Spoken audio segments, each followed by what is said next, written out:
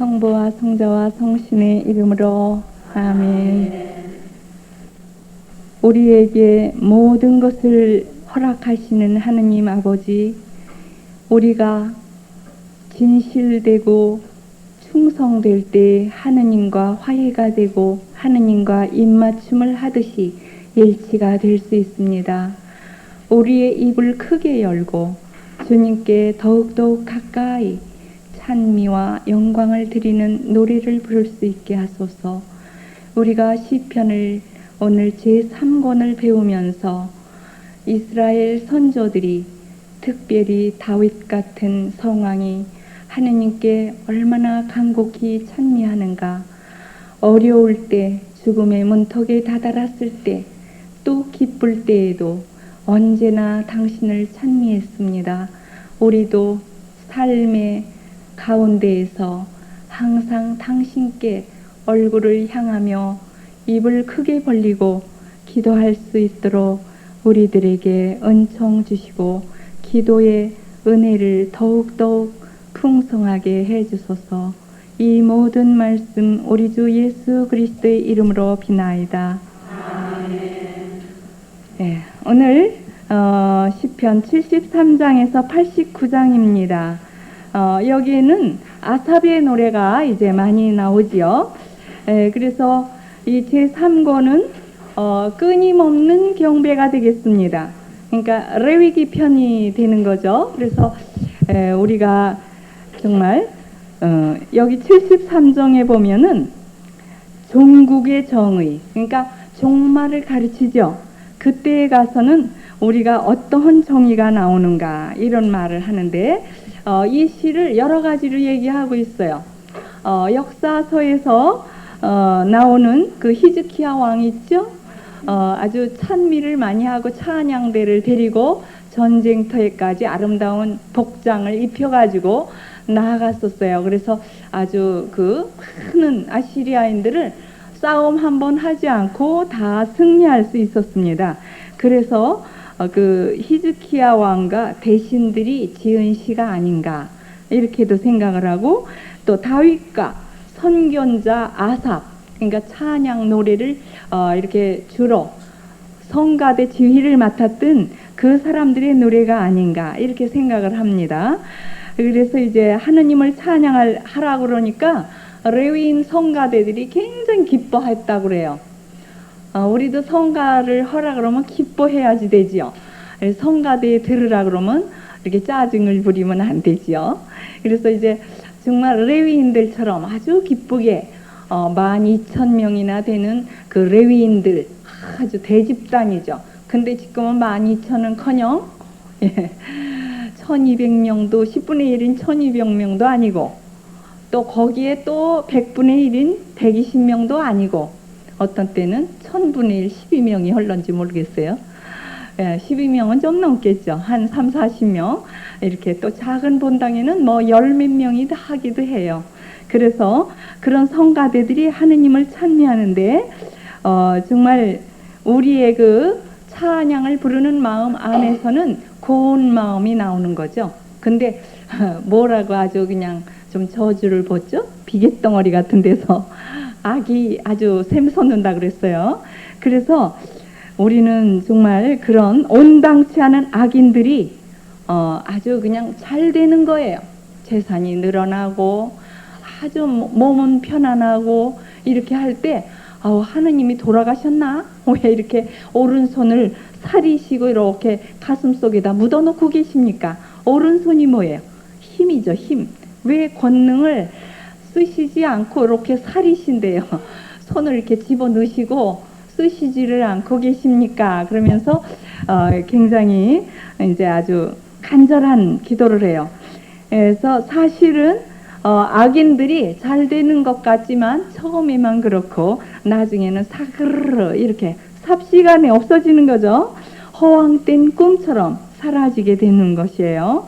그리고 이 노래를 그래서 성목요일 최후만 찬절에 부르고, 또 순환 제2주일 그때 이제 예수님이 기도를 하는 것입니다.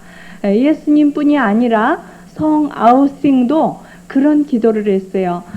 정말 종말을 잘 몰랐기 때문에 성 아우스팅이 어떤 것이 진짜 진리인지 몰라서 여기 가서 살아보고 저기 가서 살아보고 아주 이상한 만이교에 빠졌었다고 그러죠. 만이교는 육체적인 쾌락을 누리는 그런 종교이기 때문에 그래서 사생아까지 났었죠. 그래서 물론 죽었지만 나중에 그래서 나중에 종국에 가서는 종국에는 정의를 부르짖게 돼요. 인간은 죽을 때 착해지고 새들은 죽을 때 노래를 부른다 그러죠. 꽥 하고 죽겠죠 뭐. 그래서 인간은 죽을 때 정말 예수 마리아를 부르면서 죽으면 좋겠어요. 근데 아주 성 아우스팅어 위대한 말씀을 읊었죠. 주여 당신을 위하여 우리를 만드셨기에 당신 안에 쉬기까지는 우리 마음이 불안하나이다. 항상 당신 안에 쉴 때 그때가 최고이다. 여지껏 다 모든 것을 해봐도 하느님 품이 제일 좋았다. 이런 거를 이제 고백록에서 외치게 됩니다. 그 다음에 이제 74장에 보면 이거는 애가예요. 포로 시대의 애가. 아주 이거는 포로 시대의 애가이고 이 시를요, 거기 시를 쓰면서 거기다가 이렇게 몇 년도 몇 월 며칠에 아무개가 썼습니다. 이렇게 써놓지를 않았어요. 그래서 그 내용을 보고 어림짐작 이게 어느 시대일 것이다. 이렇게 이제 그 성경 학자들이 이거를 신학적으로 풀이를 하는 거예요. 그래서 이렇게도 맞춰보고 저렇게도 맞춰보는 건데 여기에 보면은 이 성전 파괴 후의 탄식이 2번 파괴가 있죠? 언제 파괴가 있어요? 제일 첫 번 파괴는 이스라엘이 멸망하던 해, 언제예요? BC 586년. 이거 꼭 알아두라 그랬죠. 이 연대수. BC 586년에 솔로몬이 성전 지은 것이 제1성전이 멸망하는 거. 그 다음에 제2성전은 또 로마 시대 AD 70년에 또 멸망하죠. 그러는데 요거는 바로 성전을 불을 사르고 거기를 더럽히고 하는 것이 여러 나쁜 사람들이 많았어요. 바빌론의 왕 느부갓네살도 이스라엘의 그 예루살렘 성전을 파괴시킨 왕이에요. 악독한 왕이죠. 예? 그런데 이제 또 제2성전 파괴할 때는 그건 로마의 장군 티토가 했지만은 그 아주 성전을 완전히 파괴하지 않고 그 성전을 더럽힌 왕은 누구냐 하면 아주 이게 악명 높은 왕이에요. 이것도 이제 아주 역사에 끊임없이 나오는 이 악명이에요. 그러니까 이거 알아두세요. 로마에서 악명 높은 사람은 누구죠? 네로 황제. 아주 이 사람은 네로 황제. 666 그 묵시록에 나오는 666이 네로 황제래요. 그 나중에 이제 묵시록 할 때 또 풀이를 해드리겠지만 시리아의 그 그리스 나라가 된 다음에 그리스가 네 갈래로 갈라졌는데 이제 그 누구죠? 알렉산더 대왕이 죽으면서 자녀가 없어요. 그래서 4명의 장군에게 나라를 나눠줬는데 그 중에 제일 악독한 왕이 누구냐? 시리아의 안티오쿠스 에피파네스. 해보세요. 안티오쿠스 에피파네스. 이름도 꽤 길어요. 안티오쿠스 에피파네스라는 이 사람은 아주 성경에 끊임없이 나오는 사람이에요. 이 사람 이름이. 그래서 이 사람이 아주 성전 문을 불태우고 성전을 더럽히면서 거기다가 신상을 세워놓고 성전 안에다가 그 황제의 상을 세워놓고 절을 하라 그러고 그냥 돼지고기 잡아서 제사 지내라 그러고 아주 나쁜 짓을 하고 할례를 주면은 그 어머니한테 그 할례 준 아기를 가슴에다가 달아가지고 이렇게 달아놓고 끌고 다니면서 죽이는 아주 이런 악독한 아주 돼지고기 먹으라 그래가지고 안 먹으면 혓바닥 꺼내서 자르고 아무튼 이렇게 그렇게 악독한 왕은 악명으로 남아요. 예? 아주 그냥 선한 이름으로 남는 사람도 있지만 아주 나쁜 그 이름으로 이렇게 남는 사람이 있어요. 근데 이 안티오쿠스 에피파네스라는 사람은 이제 마카베오 우리 역사서 이제 그것도 배울 때 또 나오고 여러 군데 나와요. 그리고 안티오쿠스 에피파네스라는 이름을 넣으면 또 잡아갈까봐 그 이름을 안 하고 다른 사람 이름을 넣으면서 그 사람을 이렇게 집중적으로 얘기하는 그런 식으로 묵시록은 다 그렇게 나와요. 안티오코스 에피파네스 이렇게 이름으로 안 나오고 묵시록에는 늘 가명으로 나옵니다. 그 묵시록이 그래요. 그리고 다니엘서가 묵시록이기 때문에 그것도 구약의 묵시록이에요. 그래서 그런 데는 이런 이름으로 안 나와요. 다른 이름으로. 그래서 이 노래는 BC 587년 그러니까 바빌론군이 성전 약탈을 할 때 노래한 것일 수도 있고 또 70년간 유배 생활을 이제 경고하는 예언자 소리도 끝나는 때에 이제 한 노래라고도 하고 아니면은 또 다른 그 에집트인들을 죽인 그 홍해 바다의 사건, 홍해 체험 해보세요. 그때 시대 때에 그 악독한 파라왕도 유명하죠?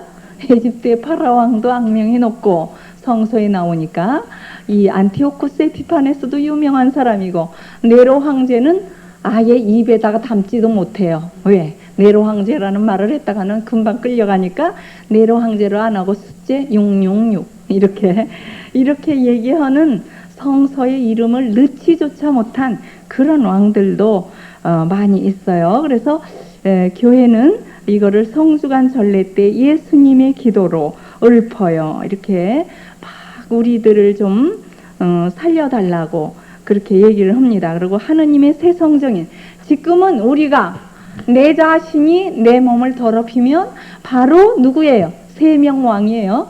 에집트의 파라왕 또 그리스의 안티오쿠스 에피파네스 그 다음에 로마의 네로 황제가 되는 거예요. 내 자신이. 왜? 내 몸에다가 더럽히는 죄를 지을 때 말하자면 간음을 한다든가 애기를 지어버린다든가 내 성전 안을 더럽히는 거예요. 그럴 때 자기 마음대로 자기 몸을 자기 마음대로 하면 안 돼요. 사실 옛날에는요 수술 같은 것도 함부로 하면 안 됐어요. 이렇게 더더구나 성형수술 같은 거 하느님이 태초에 만들어준 대로 안 살고 눈 쌍꺼풀을 만든다든가 코를 높인다든가 뭐 이런 거 사실 그러는데 이제 뭐 지금은 그런 것까지는 아니고 영적으로 우리 내 몸을 죄를 짓지 않도록 해라 이렇게 생각을 하죠. 그래서 우리는 지금 교회가 새로운 이스라엘인 하느님의 새 성전인 내 몸 또 우리 교회를 깨끗이 하고 그런 나쁜 왕들을 보속하는 마음으로 우리는 더 깨끗이 청소하고 더 교회를 잘 섬겨야 돼요. 교회의 확장을 위해서 우리는 노력해야 돼요. 그런 나쁜 왕들은 아주 교회를 박해를 한 대신에 우리는 정반대로 교회를 아주 충성스럽게 해야 된다는 말씀입니다. 그래서 예수님의 기도가 되는 거예요. 성주간 전례 때. 그래서 예수님의 피로 새 계약을 맺고 모든 인간을 영구적으로 우리를 구원시킨 내 성전, 이 성전을 허물어지지 않도록 늘 우리는 복귀를 해야 되겠어요.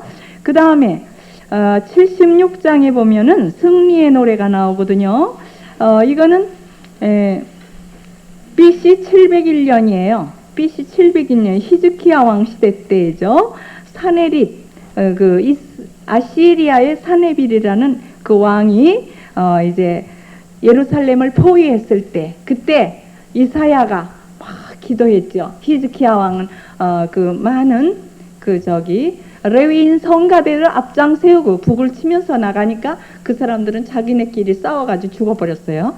시체가 너절하게 있어가지고 가서 전리품만 걷도록 이렇게 하느님께서 해주셨습니다. 그래서 그 사네립의 패배에 이은 예루살렘의 해방 축하 노래라고 그래요.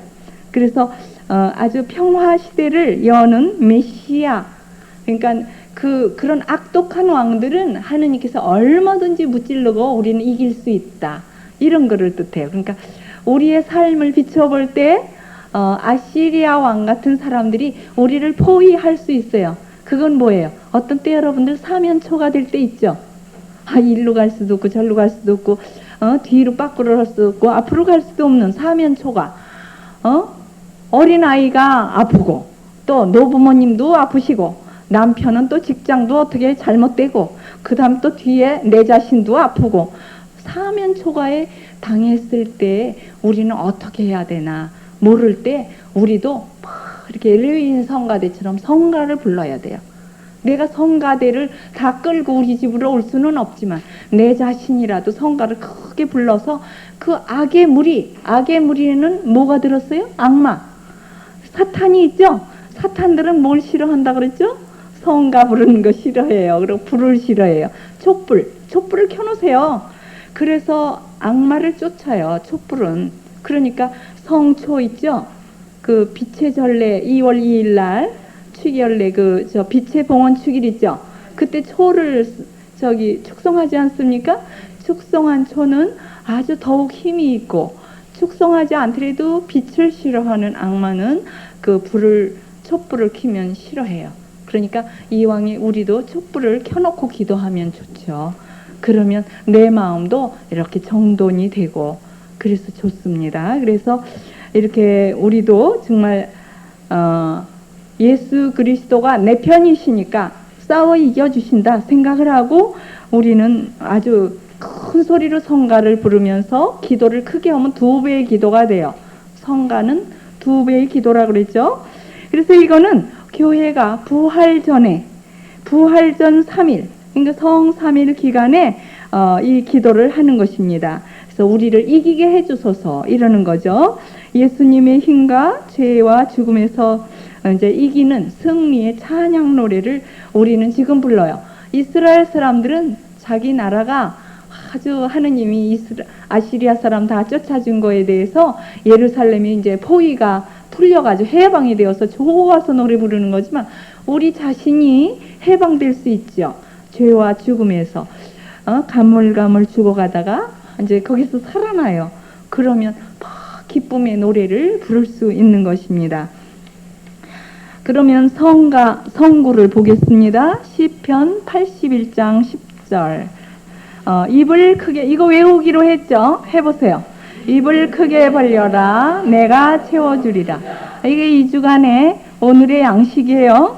거기 물론 히브리 13장 15절도 오늘의 양식인데 사실은 구약이 더 오늘 거는 간단합니다. 대개 구약은 외우기가 어려웠고 신약이 외우기 쉬워요. 그런데 오늘 거는 아주 쉬워요. 구약이라도 시편이니까 해보세요. 입을 크게 벌려 내가 채워주리라. 아주 힘차게. 그러니까 입을 크게 벌리려면 그냥 하늘에 계신 이렇게 하는 것보다 성가를 부르면 입을 크게 벌리게 돼요. 근데 성가도 이렇게 입을 동그랗게 이렇게 만들지를 않아요. 우리가 그냥 아주 입을 조금씩 벌리고 하는데 우리 맛있는 거 먹을 땐 입을 크게 벌리죠. 상추쌈 먹을 때 입을 크게 벌리고 막 눈을 흘켜가면서 먹죠. 왜 그러냐면 입을 가득 들어갔으니까 눈이 막 찌그러지죠. 그런데 우리 상추쌈만 많이 먹을 게 아니라 거기다 이제 여러 가지를 넣고 먹기 때문에 커지는 건데 하느님께 드리는 기도도 좀 여러 가지 넣고 양념을 넣어서 기도를 하세요. 그게 바로 찬미의 제사. 해보세요. 입으로 드리는 입의 열매래요. 그러니까 곡식 열매만 드리는 게 아니라 입의 열매. 해보세요. 그게 이제 찬미의 제사입니다. 제목을 찬미의 제사 그렇게 써놓으세요. 오늘의 양식 쓸 때 여러분들이 제목을 좀 정해 보세요. 그러면 입을 크게 벌려라. 그것도 입의 열매를 드리는 거예요. 그냥 입만 벌리는 게 아니라 수동적으로 입을 크게 벌리면서 찬양을 드리라는 말이에요. 오늘 그 독서에서 이렇게 홍해 바다를 무사히 건너오고 출애굽에서 그 에집트인들은 홍해 바다에 다 빠졌죠? 그러니까 뭘 불렀어요? 모세 노래를 부르죠. 야훼는 어디시다 찬양들 하라. 에집트의 기마와 기병을 바다에 쳐넣으셨도다. 아이고 정말 너무 참혹해요. 바다에 정말 빠지신 수녀님들 계시는데 어제 그거 보셨어요? 뉴스 7분의 수녀님, 까리타스의 수녀님인데 동해바다 속초에 거기 바닷가에 위험지래요. 거기 못 들어가는 데인데 아마 수녀님들이 너무 그 바다가 아름다우니까 가까이 가셨다. 파도가 휩쓸어서 제일 나이 먹은 사람이 35살이래요. 그러냐 아주 그냥 애띠고 젊은 그런 수녀님들이 7분이 한꺼번에 돌아가셨어요. 그러니까 손을 잡았대요. 손을 잡고 나가서 좀 구하려고 하나 하면은 떠내려갈까봐. 근데 7명이 같이 손잡고 가셨어요. 천당에 정말 혼자밖에 못 가는 건데 7이 같이 그냥 손잡은 채로. 그래도 6명은 건지고 2분은 저기 실종됐다 그래요. 그래서 정말 참 그 전에 보면은 젊은 수녀님들이 빨리 죽더라고요. 보니까 연탄가스를 먹었는데 2분이 나란히 누우셨었는데 노인 수녀님은 식성이 좀 안 좋으시니까 조금 잡숫고, 젊은 수녀님 식성이 좋아서 가스도 많이 먹어가지고 돌아가셨어요. 그래 아주 꽃다운 청춘이죠. 20대 수녀님인데 제가 봤거든요. 전날 저녁 미사에 가서 보고 새벽에 가니까 돌아가신 거예요. 새벽 미사에 갔더니 난리가 났어요. 돌아가셨다고. 소련수녀래요. 실습 온 거예요. 그 본당으로. 그 전에 오빠 본당이었는데 거기에 저도 그때 휴가 갔었거든요. 그랬는데 아침에 그렇게 아버지 어머니가 다 오셨는데 딸 4명을 바쳤답니다. 4명이 성가의 수녀님이래요. 그 딸은 셋째 딸이래요. 셋째 딸은 선도 안 보고 데려가 버렸어요. 하나님께서 일찍 데려가셨나봐요. 선도 안 보고. 그래가지고 수련 때 이제 수련 끝나면서 실습을 하고 허원하면 이제 정식 파견이 되는 거거든요. 3개월 실습을 해요. 이제 미리 가서 해보고 와서 정식으로 파견을 받는데 그때 실습 나오셨다 돌아가셨어요. 근데 그 아버님이 뭐라 그러냐면 너무너무 기막힌 아주 정말 믿음의 기도를 하시더라고요. 하느님께 처음부터 바쳤는데 지금 데려가시나 좀 나중에 데려가시나 그게 앞뒤뿐이지 나는 무조건 하느님께 바쳤으니까 하느님께 드립니다.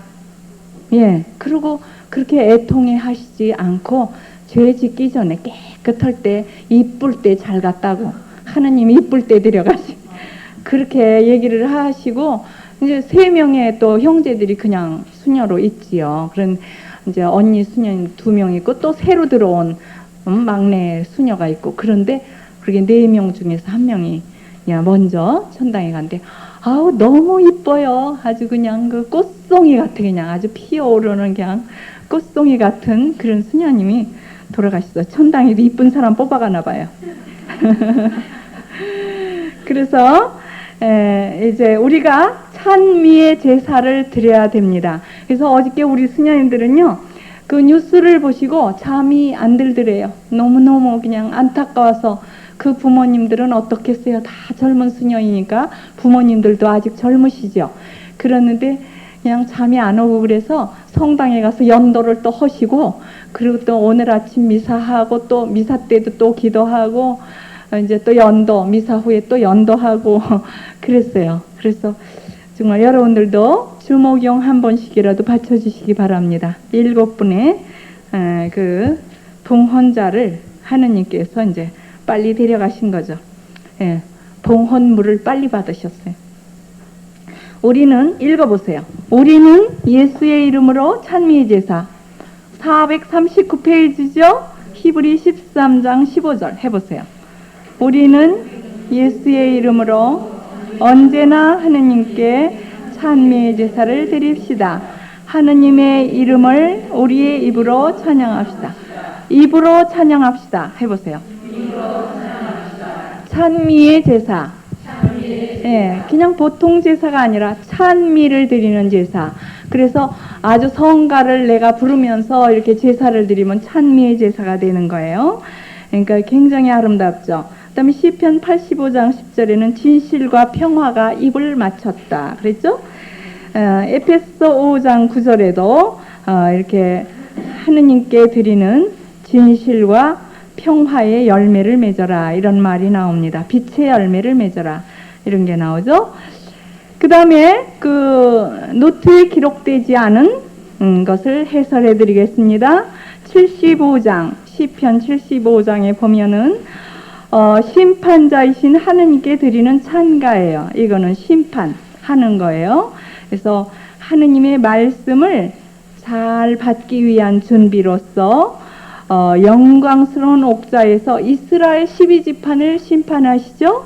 그러니까 우리들이 대개 이거는 이스라엘 12지파에 누가 올라앉는다 그랬어요. 마태복음에 나오지요. 19장 28절에 보면 너희들이 모든 것을 버리고 나를 따랐은즉, 그러죠? 아내나 자녀나 또 뭐 토지나 모든 거 부모를 떠나서 나를 따라왔으니 내가 너희들에게 뭘 주겠다 그래요. 12심판, 그 옥좌에 앉아서 심판을 같이 할 것이다 그랬어요. 그러니까 아주 그냥 뭐 심판을 받는 게 아니라 심판관으로 올라가는 거죠.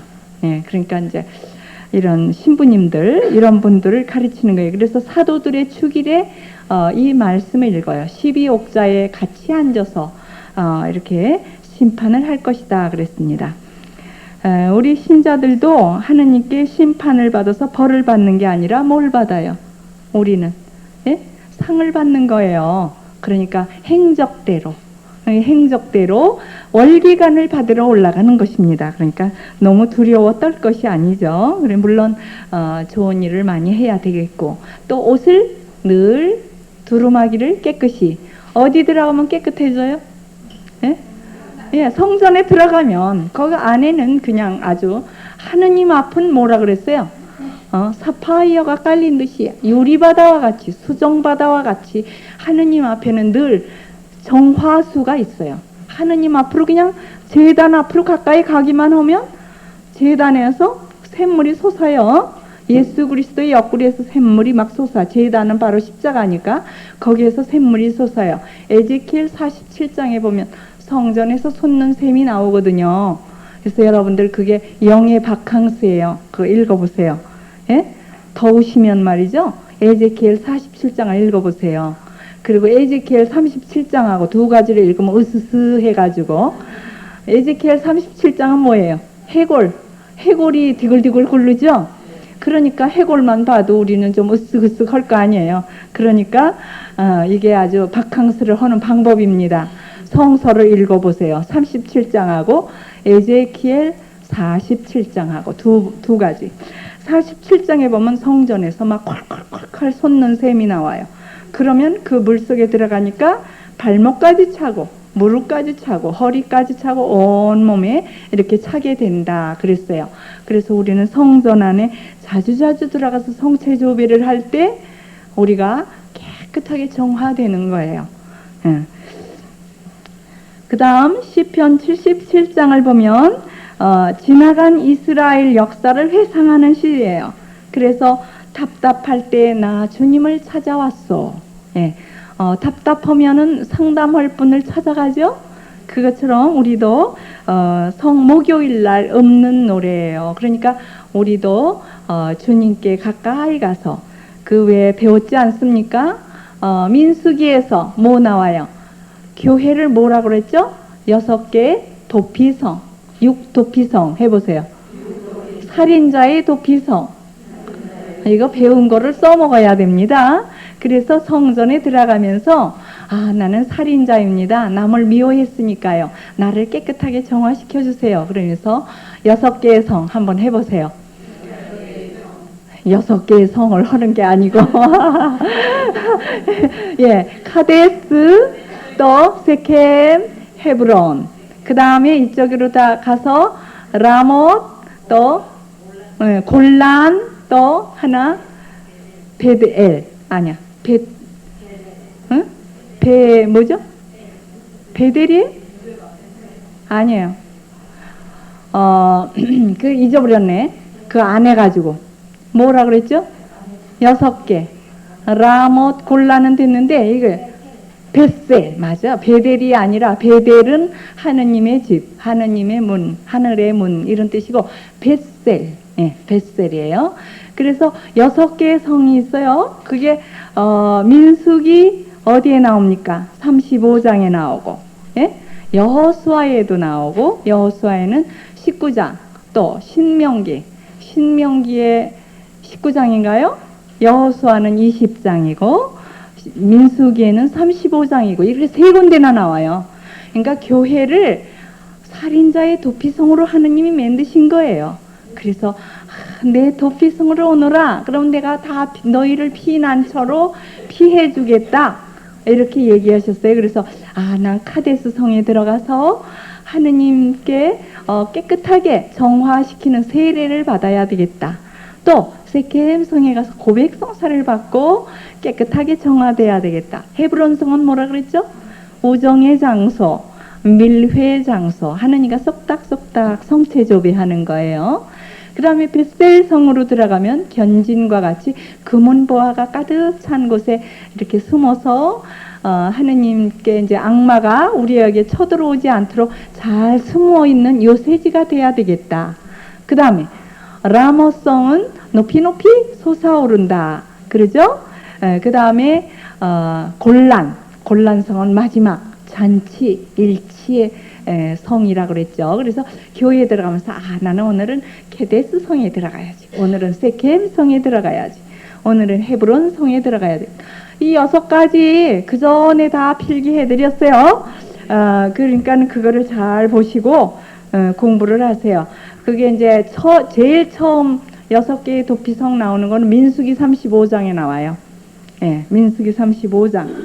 거기에 보면 그림을 그려가지고 고속도로로 하느님이 이렇게 냈다. 이런 얘기를 했습니다. 그 다음에 78장에 보면 이스라엘 역사의 교훈시예요. 아름답고 웅장한 교훈시편인데 이스라엘은 늘 하느님께 자기네 역사를 주관해 주신 것을 감사해요. 처음에는 감사했나요? 이스라엘 사람들이 막 불평분자예요. 그 광야를 헤맬 때 하느님한테 주먹질을 해줘. 맨날 그래서 얻어맞고 이렇게 많은 고통을 당한 끝에 아주 믿음이 좋아지는 거예요. 그래서 우리의 믿음도 고난을 딛고 일어나야 이제 그게 머릿속 깊이 배기지, 고난이 없었던 신앙은 그냥 흐지부지 돼버려요. 그래서 고난을 겪고도 끝까지 믿으면 그게 단련된 믿음이 됩니다.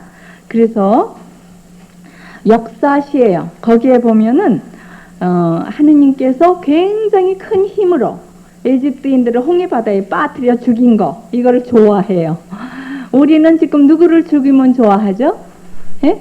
사탄과 싸워서 이기면 우리는 기뻐해야 돼요. 사람은 미워하면 안 되죠. 죄는 미워하지만 사람은 미워하면 안 된다 그랬어요. 오히려 회개하기 위해서 기도해야죠. 그래서 하느님의 자비와 백성의 불성실에 대한 노래를 부르면서 앞으로는 우리가 율법을 잘 준수를 해야 된다. 그거를 위해서 이 시편을 길게 외운 거예요. 그러면서 하느님께서 우리에게 베푸신 모든 선조들로부터 듣고 또 들은 이야기를 전하고 또 전하리이다. 오고 오는 세대에 전하리이다. 해보세요. 네.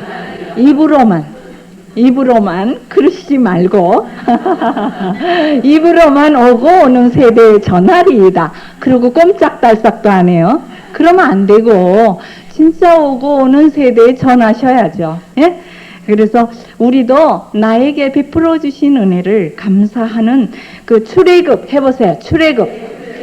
예, 출애굽 사건. 그다음 다윗 사건. 그다음 제2출애굽 사건. 이스라엘이 형성하는 데 있어서 이 세 가지가 믿음의 사건이에요. 믿음을 한 단계 한 단계 높여주는 거예요. 그럼 나 자신에 있어서도 내가 처음으로 하느님을 만나러 나올 때 세례를 받은 거는 홍해 사건이에요. 이게 바로 출애굽 사건이에요. 홍해바다 건넌 거. 처음으로 세례 받았으니까 물로 씻어지는 거예요. 홍해바다를 건넜다. 이건 세례를 받았다. 이런 뜻이에요. 그 다음 다윗 사건은 뭐예요? 좀 더 이제 믿음이 아주 돈독해지고 견진도 받고 튼튼해지는 거예요. 그 다음에 제2출애굽은 내가 냉담을 했다가 매 맞고 다시 회개하고 나오면 이게 제2출애굽이에요. 예. 그런데 우리는 나는 냉담 안 했어요. 그래도 조금 했어요. 왜? 수도자도 냉담을 합니다. 예? 수도자도 냉담을 해요. 주일 미사 안 나가는 냉담이 아니라 기도가 하기가 싫어. 재미가 없어요. 그런 때가 있어요. 그걸 사막 체험이라 그래. 해보세요. 사막 체험. 그게 뭐냐? 결혼 생활에도 사막 체험이 있어요. 왜 그냥 아주 재미가 없고 몸이 건조하고 맨날 그날이 그날 같고 아유 보기 싫고 아주 집을 뛰쳐나가고 싶고 이게 바로 사막 체험이에요. 수도자도 그런 기간이 있어요. 3, 4년 그런 기간을 잘 무사히 넘어가야 사막을 잘 지나가야 열렬해져요. 근데 사막을 잘못 지나가면 영 그대로 살다가 죽어요. 몸이 건조하게 살아요. 그리고 열렬한 어떤 불체험을 하는 거예요. 막 뜨겁게 막 성령 체험을 하고 막 그러면 기도도 맛있고 재밌고 즐겁고 이왕이면 행복하게 살아야죠. 왜 몸이 건조하게 살아요? 그러니까 몸이 건조하게 하지 않으려고 바닷가에 갔다가 그만 빨리 천당에 가셨는데 그래서 우리가 좀 이렇게 제2 출애굽을 하셔야 돼요. 제2 출애굽을. 그러니까 항상 내가 좀 신앙생활이 좀 퇴보되는 듯 하면 그때 제2 출애굽을 하기 위해서 어떤 계기를 마련하고 이렇게 성서반에 나온다든가 이렇게 여럿이 있으면 이때 성령이 많이 오세요. 왜냐? 내가 2-3명이 모인 곳에 내가 있겠다. 그렇기 때문에 혼자서 성서 읽고 공부한다는 거는 조금 좀 잘 안 돼요. 자기 혼자 공부하려고 하다가는 작심삼일이죠. 에? 많이 해봐야 한 달쯤 하겠죠. 그거 아주 독하게 마음을 먹어야 한 달 하고 그렇지 않으면 그저 한 일주일 하다 말아요. 그래서 우리가 이 사막 체험을 잘 지내야지 이제 아주 되는 것입니다. 그래서 거기에 보면은 78장에 보면은 이런 얘기가 나와요. 6가지 이야기가 나오는데 출애굽에서 약속의 땅에 오기까지 하느님의 보살핌을 받고 아주 그 홍해 바다를 걷는 게 초점이에요. 홍해 체험이 초점이에요. 출애굽에서는. 그 다음에 시나이 체험도 아주 2번째 체험이죠. 하느님을 만나고 하느님의 나팔소리 같은 커다란 음성으로 기록이 된 십계판을 받는다는 거. 그래서 계약궤 중심의 이스라엘 백성이 되죠. 그 다음에 3번째로는 반역 행위를 하고 끊임없이 하느님께 도전을 하는 이스라엘 백성들의 그 나쁜 마음을 보게 됩니다. 3번째로는 에브라임 지파가 잘못을 했다. 이런 얘기를 해요. 그래서 커다란 지파였는데도 하느님께서는 그들을 돌보지 않기 때문에 이렇게 서로 갈라지는 것입니다. 그 북쪽과 남쪽이 갈라지게 되는 거예요. 그 다음에 이제 만나, 메추라기 이 얘기를 꼭 해요. 만나와 메추라기 고기를 먹었다. 그게 바로 성체와 성혈이죠. 그래서 정말 피를 먹고 살을 먹고 하듯이 우리는 빵을 먹고 정말 예수 그리스도의 고기를 먹죠. 예수 그리스도의 살을 먹으니까. 그래서 우리는 사막에서 힘을 내려면 성체를 먹어야 돼요. 그 다음에 사막에서 얼마나 5번째로 사막에서 얼마나 반역했든가 시험했든가 시험 해봐요. 예, 마사와 무리바와 마사에서 그런 시험을 하죠. 하느님이 계신가 안 계신가 하면서 그냥 물이 쓰다 뭐가 어떻다 맨날 그냥 불평불만 하는 거. 그러니까 우리도 생활할 때 맨날 그 불평불만 그걸 많이 하죠. 그 다음에 6번째로 약속의 땅에 갔는데 도착을 해서도 하느님을 저버리는 이런 일을 했기 때문에 결국 유배 생활에까지 끌려갔다. 이런 것입니다. 그래서 이교도처럼 우상 숭배에 떨어지게 되었다. 그래서 그들을 외국의 사람들에게 손에 넘겨가게 되고 성전을 모조리 부숴버리게 돼요. 그러나 하느님께서는 완전히 부수시지 않고 누구를 주셨다? 다윗. 예, 언제든지 이게 희망이에요. 다윗 해봐요. 다윗. 예, 그게 바로 뭐예요? 예수 그리스도 주겠다. 이거를 말하는 거예요. 다윗을 이렇게 목동 중에서 골라서 뽑았다. 그거는 예수 그리스도를 많은 사람 중에서 이렇게 정말 하느님께로 다시 이끌어서 하늘나라로 올 수 있게 해주셨다. 그러니까 다윗이 이스라엘 왕국을 튼튼하게 한 것처럼 예수 그리스도가 모든 백성들을 잘 인도해서 하늘나라로 데려가는 목자이시다. 나는 착한 목자이다. 그 말입니다. 굉장히 이거 역사가 나오는 거예요. 시편 그러면 그냥 뭐 단조롭고 어떤 뭐 내용이 없는 것이 아니라 이 시편 안에는 역사가 다 들은 거예요. 그렇죠? 이 살인자의 육도 비속 얘기까지 다 나왔잖아요. 이게 바로 뭐냐? 맨날 홍해바다 체험, 뭐 이런 아주 하나님이 우리를 사랑하셨다는 것을 또 뇌이고 또 되뇌이고 이렇게 자꾸 회상하는 거예요. 그래서 열렬해지라고. 그래서 우리는 기도가 맨날 똑같은 기도만 하면 안 돼요. 사실은 이 시편처럼 아주 박력 있고 옛날을 회상할 줄도 알고 앞으로도 나갈 수 있는 이런 아주 희망적인 이제 4편 5편에 가면은 이제 막 희망적인 알렐루야가 나오죠. 그래서 아주 이스라엘 백성, 크리스찬들은 희망적인 백성이어야지 이렇게 아유 힘이 하나도 없어. 하나님이 돌아가셨나? 우리가 다 상주예요? 그러면 안 되죠. 살아나셨어요. 그러니까 알렐루야를 하고 좀 힘차게 나가야 되는데 우리는 그냥 아주 예수님 십자가에 죽으시고 안 살아난 집 같아요. 초상집이에요 맨날. 예? 부활하신 집인데 초상집이 되면 안 되죠. 출생한 집같이 아주 기뻐야죠. 아기가 태어나면 아주 기쁘잖아요. 그것처럼 예수님 죽으셨다가 살아났으니까. 그냥 탄생은 누구든지 있지만 부활은 예수님만이에요. 그렇기 때문에 아무리 4대 성인, 3대 성인, 아무리 높은 사람도 살아나오셨다는 말이 없습니다. 예수님만 부활하셨어요. 그러니까 우리는 긍지를 가집시다. 예, 그리고 성금요일 날 이 노래를 부르면서 78편, 78장을 이거를 부르면서 탄식을 하게 되는 거예요. 그래서 뭐라고 그러느냐? 내 백성아, 나는 너희들에게 무엇을 하였던가? 근데 너희들은 무엇을 나한테 하였느냐? 그러면서 대답해봐라. 그러면서 아주 슬프게 이 노래를 읊게 됩니다. 성금요일날 예수님 죽으신 거를 묵상하면서 내가 너희들을 애집에서 불러냈다. 또 40년 동안 잘 돌봤다. 또 홍해바다를 건넜다. 그 다음에 바다에 길을 냈다. 구름 기둥을 주고 불 기둥을 주었다. 사막에서 만나와 메추라기 고기를 주고 물도 나오게 해주었다. 또 그랬는데 너는 나에게 뭐를 주었느냐? 십자가 무거운 짐만 주었다. 예? 그리고 너는 나에게 채찍질을 해주었다. 그리고 너는 나에게 제사장에게 넘겨주었다. 너는 나의 옆구리를 뚫어서 물과 피가 다 나오게 했다. 너는 빌라도 총독에게 나를 넘겨주었다. 그리고 너는 초와 쓸개를 나에게 맑은 물을 주는 것이 아니라 아주 못 먹을 초와 쓸개를 주었다.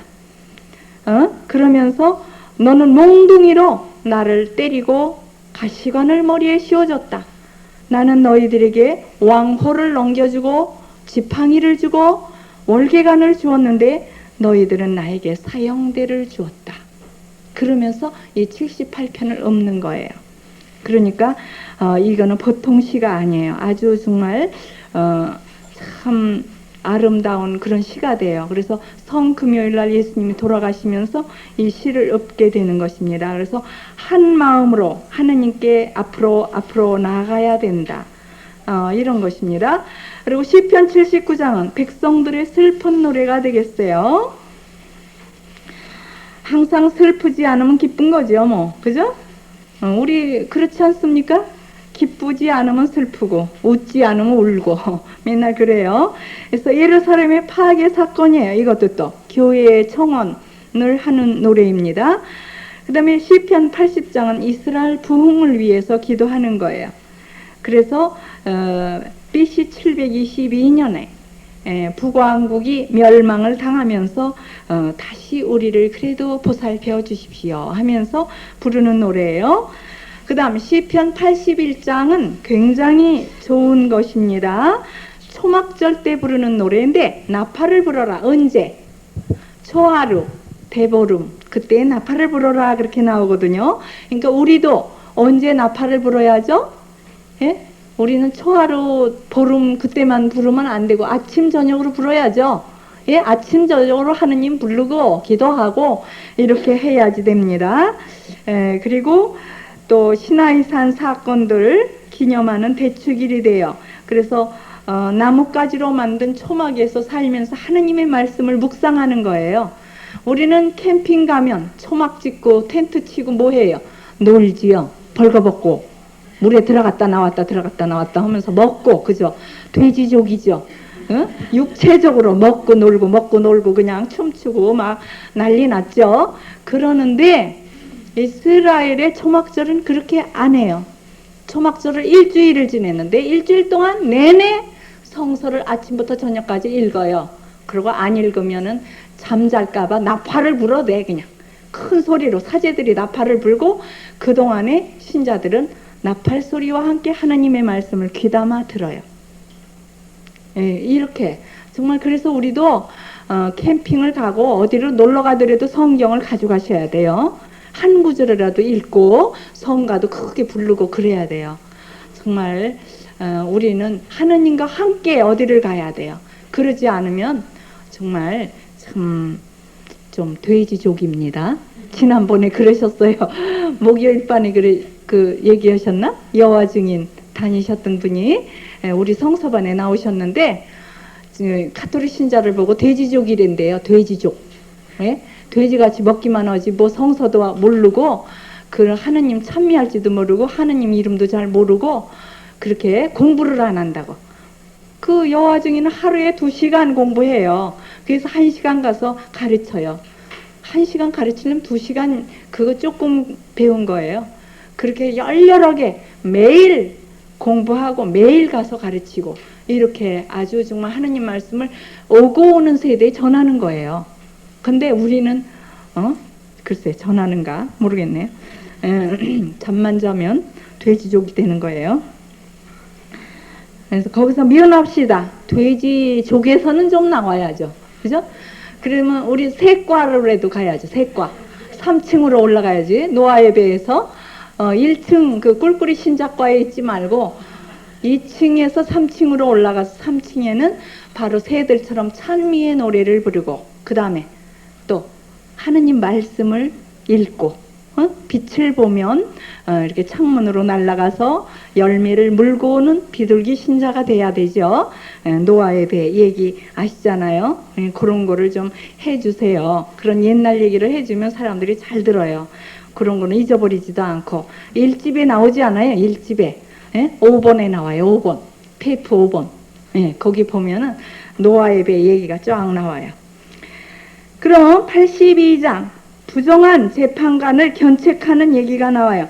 남의 집을 막 뺏고 무력한 자 거를 보잘것없는 자는 바로 하느님의 그 아나윈 해보세요.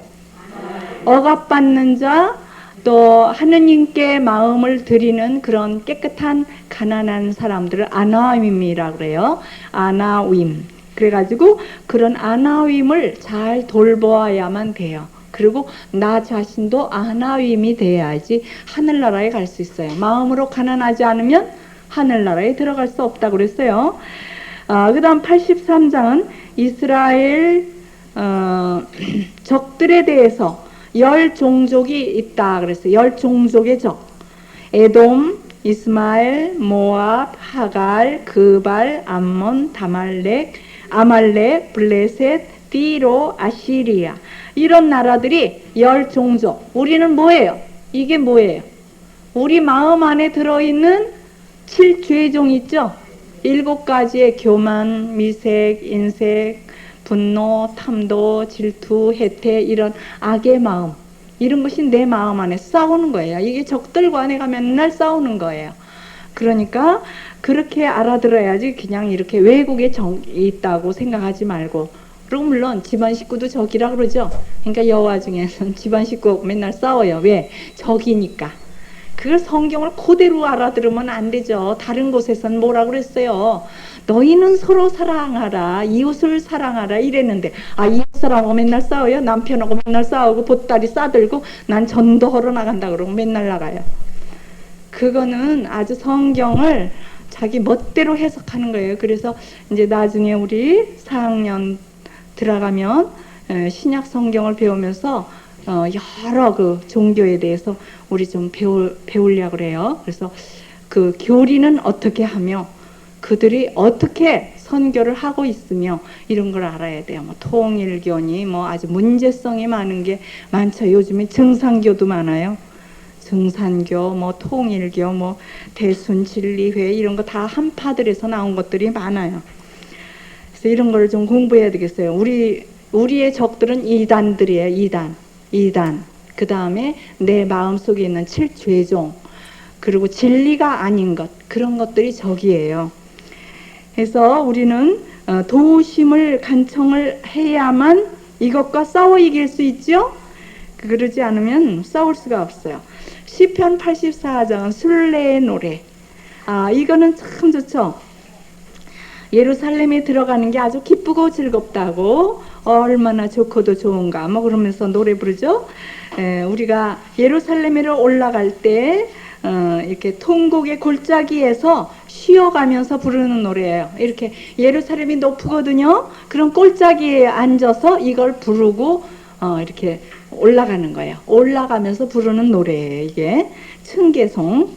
그 다음 85장 평화를 위한 기도인데, 유배지에서 돌아와 가지고 이제 성전에 현존하시는 하느님께 이제 부르는 노래예요. 이제 우리가 돌아왔습니다. 우리 성전에 다시 돌아오십시오.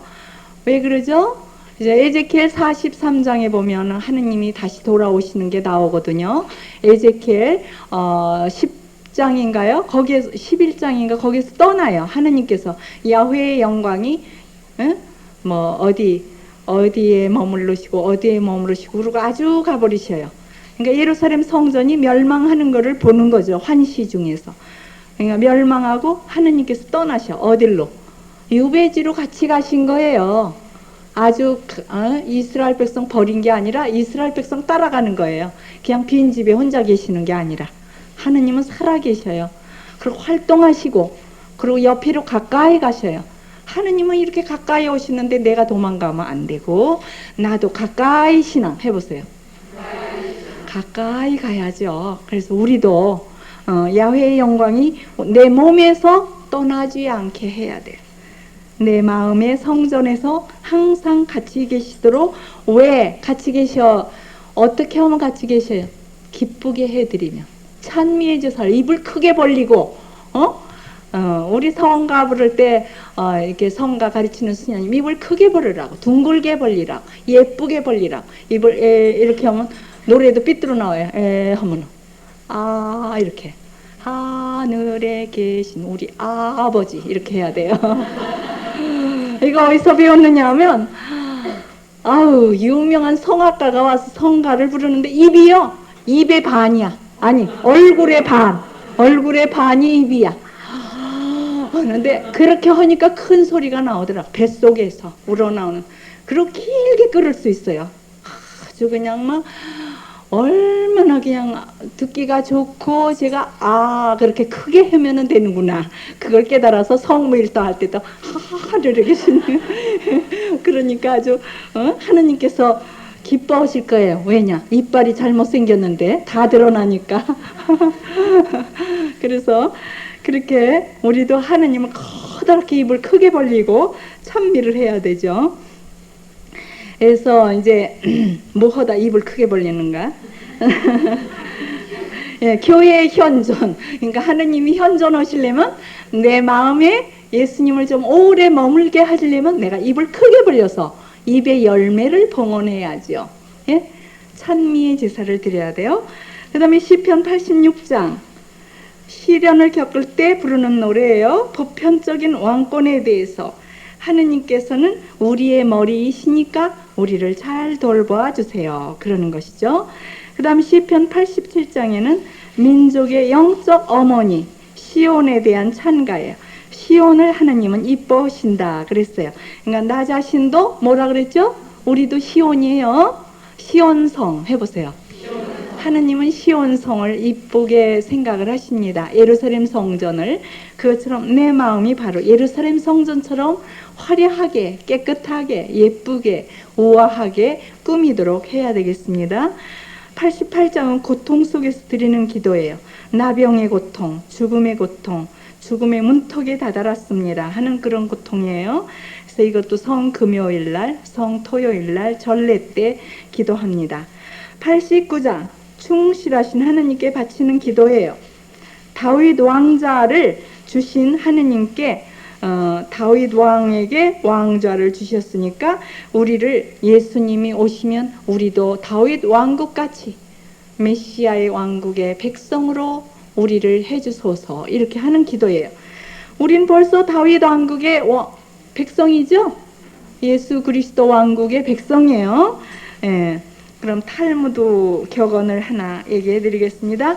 인색한 기도를 한 사람이 있어요. 어떤 기도를 했느냐면, 어떤 사람이 이제 그 외나무 다리를 건너가게 되었는데, 외나무 다리가 부지직 하면서 이게 끊어지면은 나는 떨어지는 거 아닙니까? 그러니까 아유 하느님, 내가요 저 아주 봉헌을 많이 하겠습니다. 몇천 달러를 하겠습니다. 그랬는데 아주 거진 다 건너가게 됐어요. 그러니까는 아유 하느님, 제가요 그 절반만 낼게요 그랬거든요. 그랬더니 또 부지직 그래요. 그러니까 아유 하느님, 농담도 못 하나요? 무슨 농담이에요 그게. 살짝 남기려고 그런 거지. 이렇게 인간은 화장실에 들어갈 때 마음과 나올 때 마음, 급하면 하느님 도와주세요, 내가 많이 하느님께 드릴게요 해놓고 살아나면 안 드려, 반으로 깎고 이렇게 좀 이스라엘 백성들의 신앙심이 그렇게 좀 변덕이 심하다. 그건 노아의 제 2층 신자예요. 변덕 신자, 이랬다 저랬다.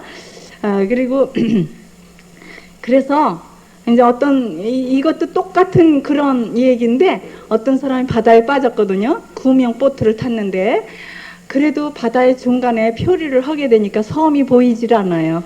그러니까 살 길이 막연해요. 바다에 떠돌아다니니까. 그러니까 하느님, 나 섬에 도착만 하면, 땅에 내 발이 땅에 닿기만 하면 하느님, 제가 제 재산의 몇 분의 1을 드리겠습니다. 그랬어요. 그랬더니 옆에 떠내려가는 사람이, 저기 그거 반으로 깎아도 돼, 저기 섬이 보여. 그러니까 이스라엘에도 이런 격언이 있대요. 그만큼 신앙심이라는 건, 하느님과의 약속은 보이지 않기 때문에 이랬다 저랬다 마음을 변할 수가 있다는 것입니다. 그래서 우리가 정말 변하지 않는 한 마음으로 하느님을 섬기면 하느님도 한 마음으로 나에게 잘해주는데, 우리는 조금 이렇게 좀 애누리를 하려고 변화를 하려고 이렇게 얘기를 합니다.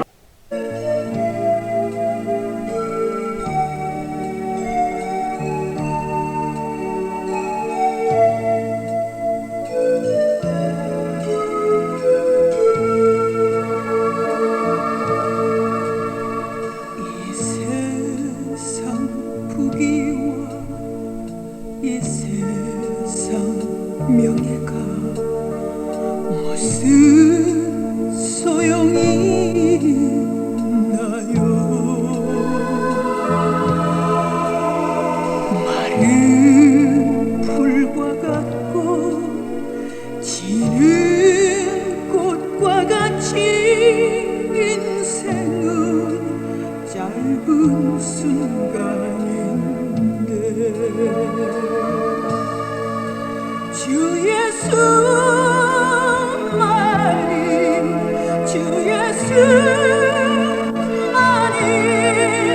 우리 영혼 빛이로다.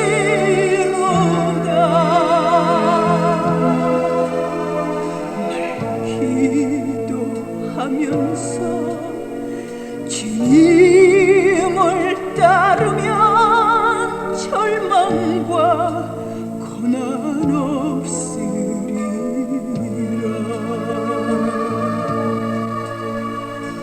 우리를 위하여 피땀 흘리시고 십자가 위에 못 박히신